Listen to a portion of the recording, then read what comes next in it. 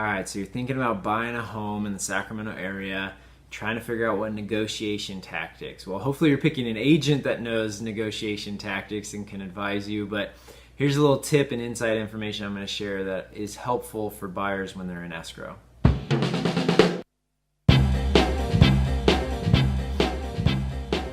Hey everybody, Doug Reynolds here, your Sacramento area realtor. This is a part of a webisode series I've been doing called Sacramento Real Estate Explained.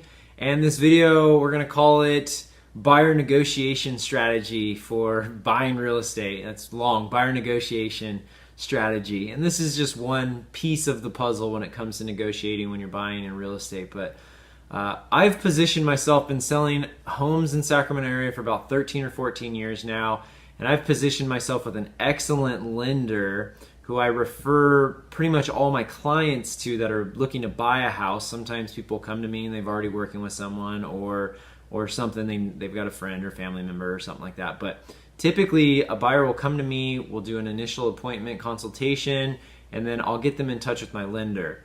Many of you worked with Matt Gouget. He's been a guest in some of my videos on the YouTube channel here. Excellent guy. Part of the reason I like having my buyers work with him, not only does he provide great service, but he does things really fast and really quickly, is able to get things through underwriting in a very quick and timely manner.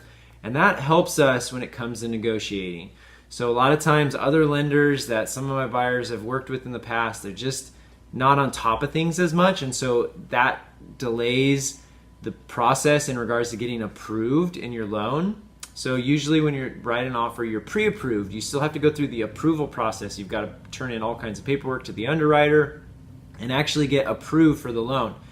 The faster you can have that happen, the better position it puts you in as a buyer. So when you do your inspections as a buyer, you find out a bunch of information about the property. Usually it's some things that are age related or to be aware of this or that, but there's also some other things that sometimes can come up that are maybe kind of some bigger issues. Maybe there's tree roots in the sewer line, or there's some safety issues going on with some stuff, things like that.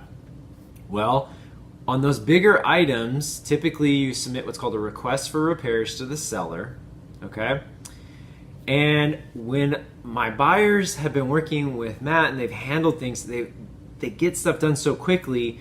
By the time we're at that point in the process of submitting the request for repairs, Matt typically has my buyer already approved by the underwriter and has the appraisal back with everything cleared off and ready to go.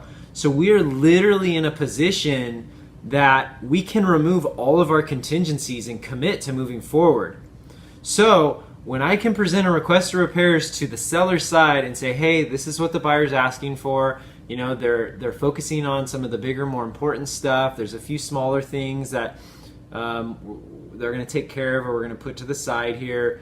But really, you know, this is important stuff to my buyers. They'd like to move forward, but they're concerned about these items. And oh, by the way, if your seller is agreeable to this, we are in a position to give a full contingency removal to your sellers right now, and we will commit to this property and move forward and close in a very short period of time. So if your sellers are agreeable to this, we can full contingency removal and we can close soon. It helps so much when you can say and do that.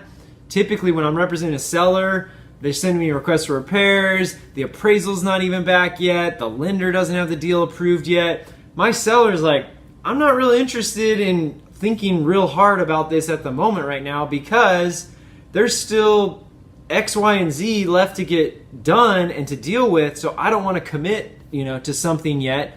If you can't, you're not in a position to do so.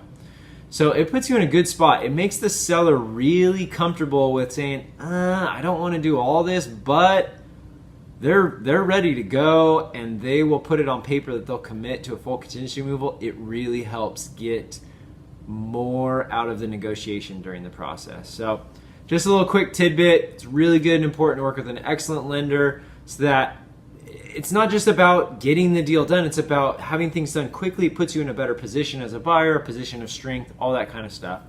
Hope this video is helpful. Feel free to reach out to me if you're a buyer or if you're a seller.